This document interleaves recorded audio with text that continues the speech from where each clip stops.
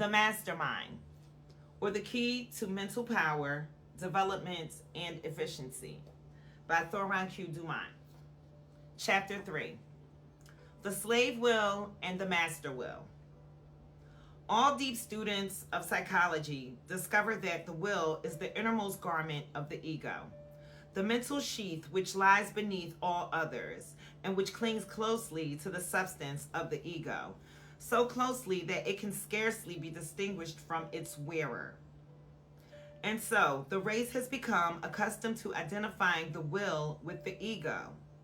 For instance, we speak of a weak will or a strong will, a facilitating will, or a persistent, determined will, when we really mean to indicate the different degrees of the activity and expression of the ego itself. Perhaps you will get more clearly this conception of the ego behind the will if we continue our illustration of the ego as sleeping in the case of the great masses of the race, half awake in a similar portion of the race, and wide awake in the elect few who may be called the masterminds. While this illustration is of course figurative, it is based upon the actual facts of the case before us, and moreover comes so closely to the real manifestations of the ego that it may be used in almost a literal sense.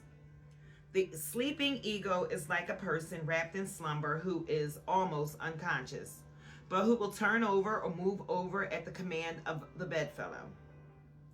In some cases, the degree of waking consciousness is somewhat higher, as in the case of a child who have roused from slumber, will do whatever is told by its parents, but without clearly realizing just what it is doing. This illustration may be carried even still further, and the sleeping ego compared to the sleepwalker, who goes through the motions of performing many tasks and actions, but who is but very dimly conscious, or practically unconscious, of just what he is doing or how he is doing it. The masses of the race in whom the ego is dwelling in this condition are really little more than automatons.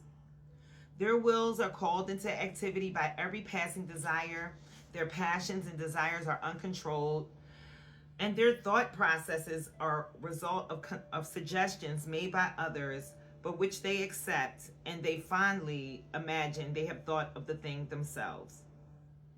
They are like the wind harps upon which the winds of the passing breeze blow, and from which the responsive sounds are produced.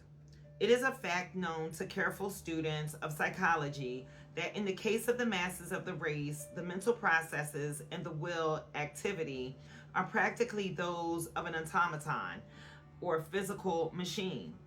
There being little or no voluntary effort exerted or voluntary choice or decision made. The wills of such persons are slave wills, subject to the influence, control, and direction of others, although their owners may fondly imagine that they are sound thinkers and possessed of full, powerful wills. They will possess of such persons are almost entirely what are known as reflex activities, requiring the employment of but little powers of judgment and little or no exercise of voluntary control. Do you realize just what this means? Probably not. So you are asked to consider what reflex activity really is. The following quotation from a leading psychologist will throw some light on the matter for you. This writer says, reflex nervous action is the result of the power resident in nervous ganglia, which often unconsciously causes many muscular and vital movements. The spinal cord is largely made up of such masses of nervous matter, which have sometimes been called little brains. If one were to prick the toe of a sleeper, the sensory nerve that point would report the fact to one of the lower spinal nerve masses. This ganglion, without waiting to hear from the brain, would issue a command to the motor nerve, and the foot would immediately withdraw. Unless the thrust were severe, the sleeper would not awaken, nor would he be conscious of pain or the movement of his foot.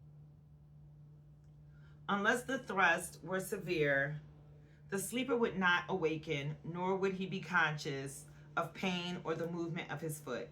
This nervous action is called reflex, because when the sensory nerve conveys an impulse to the ganglion, the impulse is at once and without action of the mind reflected back by a motor nerve. Thus, the mind is not only saved the trouble of attending to every little movement, but much time is gained. After the child has learned the difficult art of balancing himself on his feet, walking becomes largely a reflex action. At first, the child must center his whole attention on movements to balance the body. The man could think out the most complex problems while walking because the reflex nerve centers are superintending the balancing process.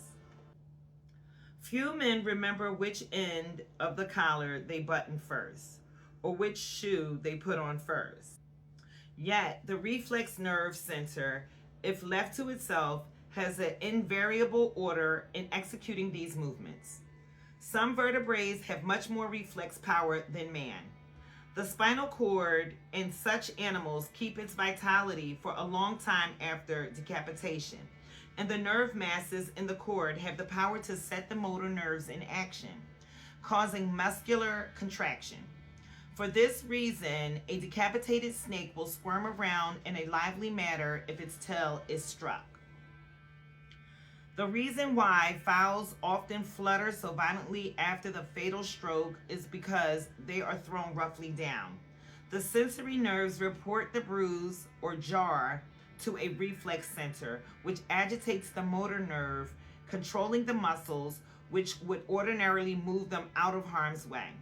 If a beheaded fowls are laid carefully on straw or some soft substance, they will scarcely move. But if they should be kicked a moment or two later, they will frequently jump around in a lively manner. If acid is placed on the side of a decapitated frog, the animal will, by reflex action, bring its foot to the spot and try to brush the drop away. Man also has something of this reflex power after death.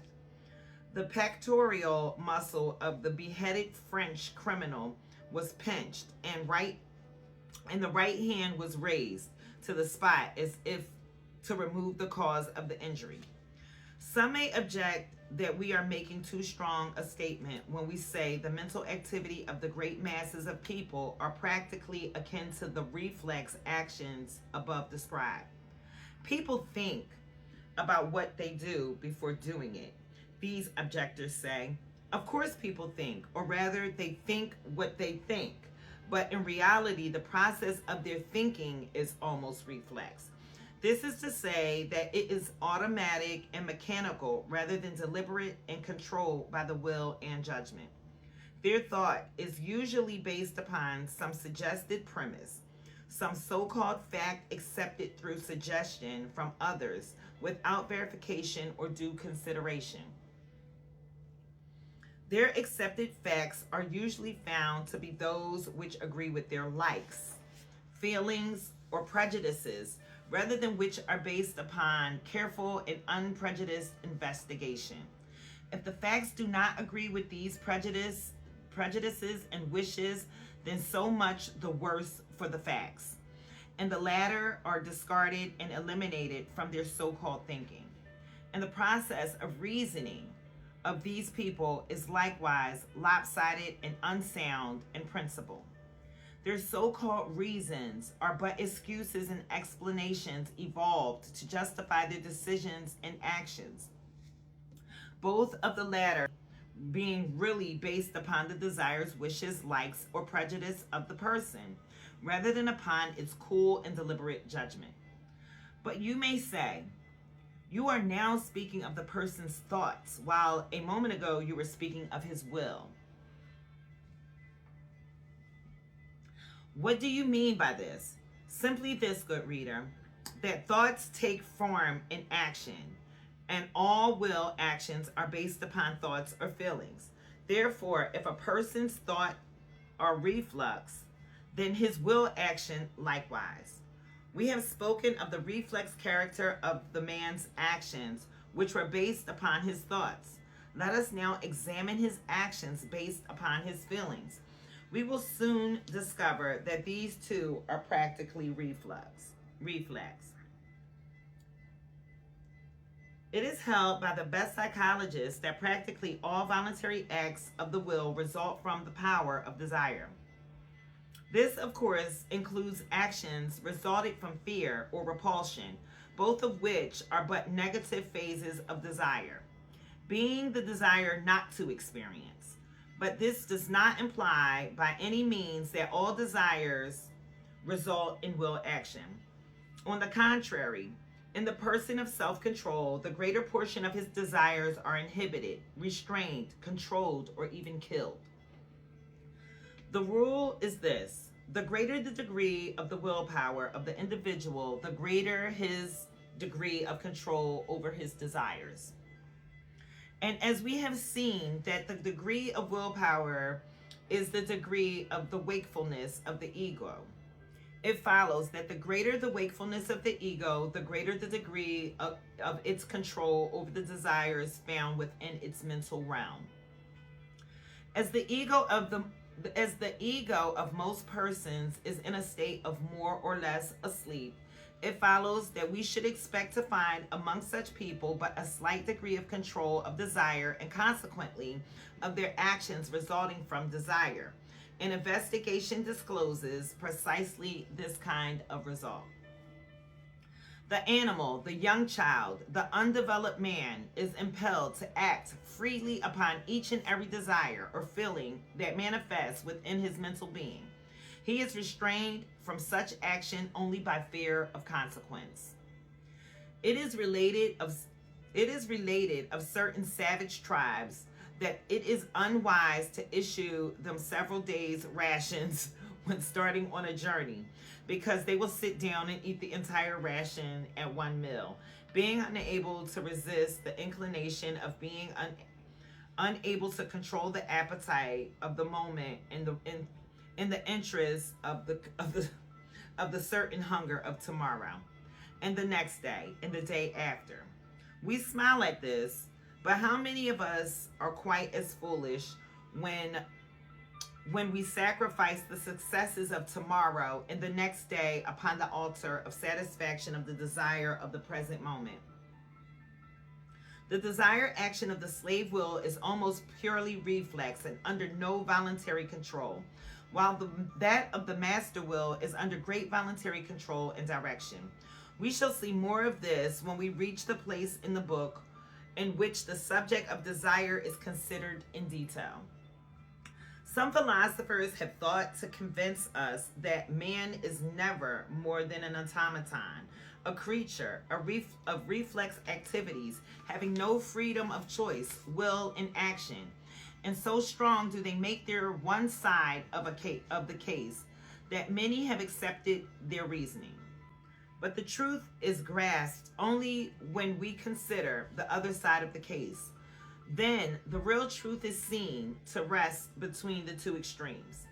It is seen to be true that in the cases of the masses of the race, the persons of the slave will, there is little or no real freedom of action, but rather is an almost automatic response of will action to desire motive. But on the other hand, in the case of the advanced few of the race, the true individuals, the persons of the master will, there is secured and longed for freedom of action by means of the control of the desire motives. In fact, this control is one of the leading characteristics of the mastermind. A leading authority has well said, all persons agree that there is no such thing as unrestricted freedom of action. Every human being is from the cradle to the grave subject to external restraint. If a man declares that he is free to go without food, air, and sleep, and tries this act accordingly, consequences will soon deprive him of that liberty. The circle of freedom is much smaller than is sometimes thought.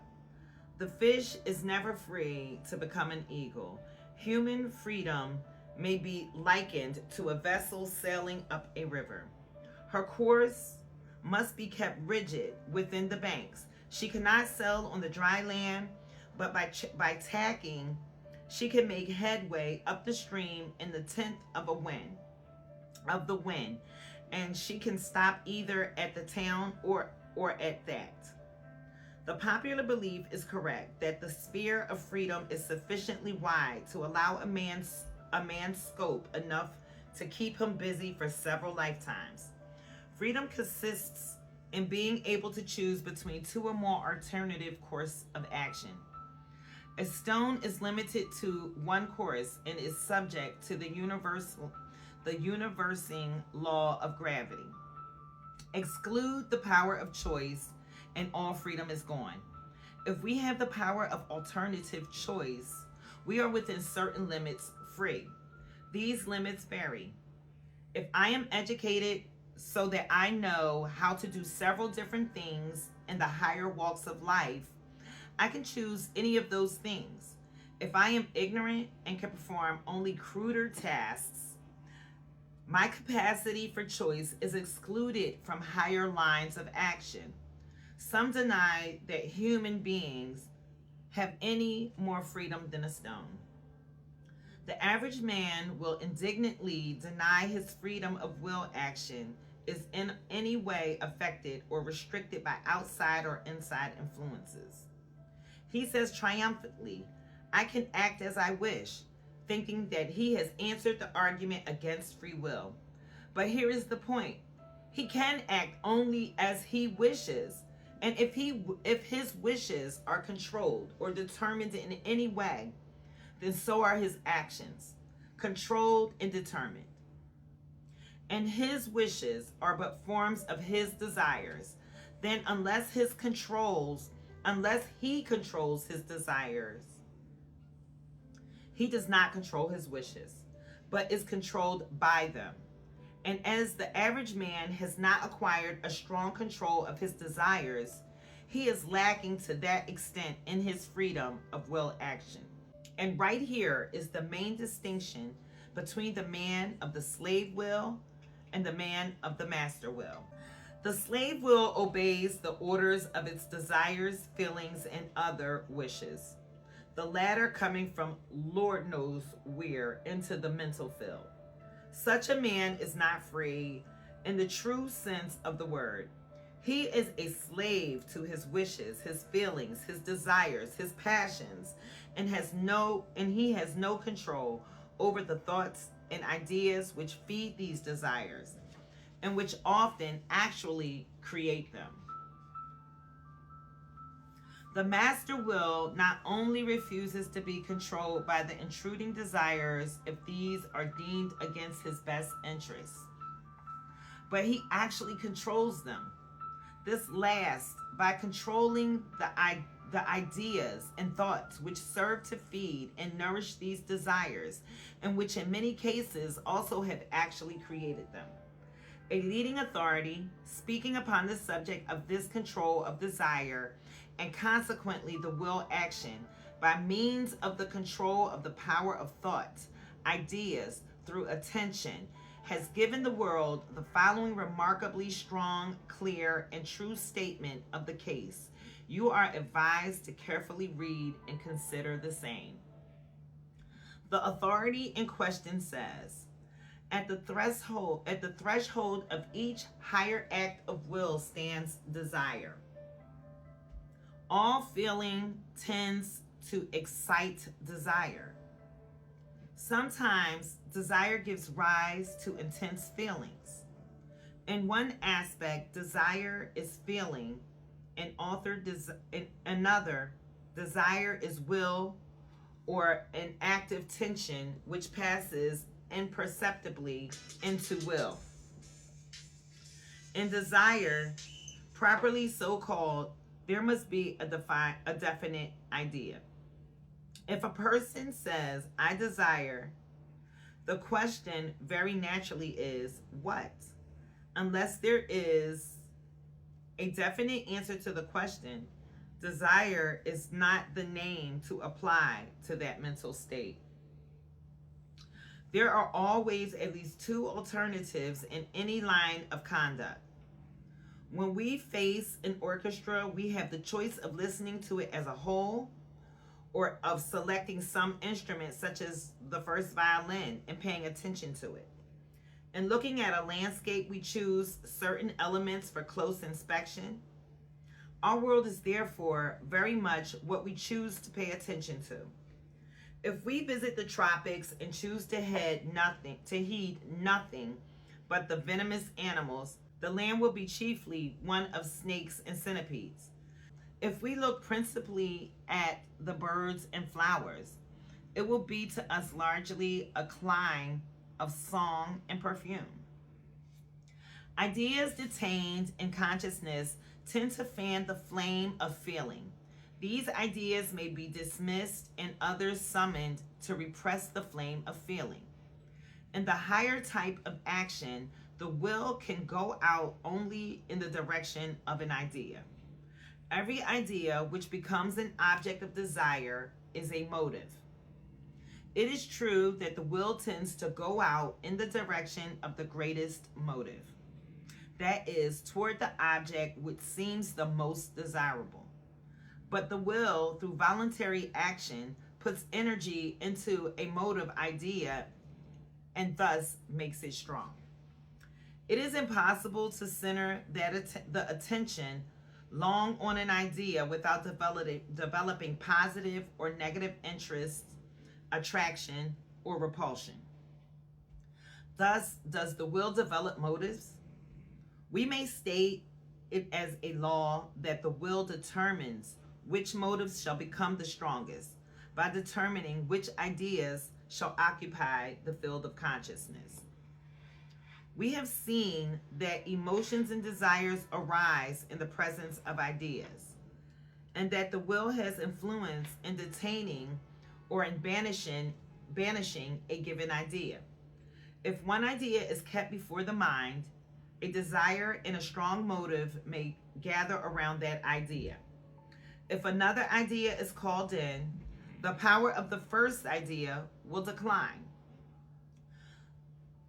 The more Macbeth and his wife held before themselves the idea of the fame and power which the throne would confer upon them, the stronger became the desire to kill the king, until finally it grew too strong to be mastered.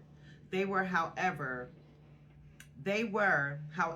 responsible for nursing the desire. Had they resolutely thought of something else, that desire would have been weakened. The person who feeds a bad desire with the fitting ideas will find that someday the desire will master his will. In the capacity for attention, we have a key to the freedom of will. Voluntary attention makes the motive. The motive does not make the attention. Hence, the motive is a product of the will.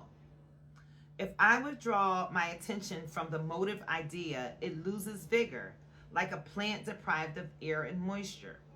By sheer force of will, many a one has withdrawn his attention from certain temptations, centered it elsewhere, and thus developed a counter motive. As we center our attention upon one thing or another, we largely determine our mental happiness and hence our bodily health.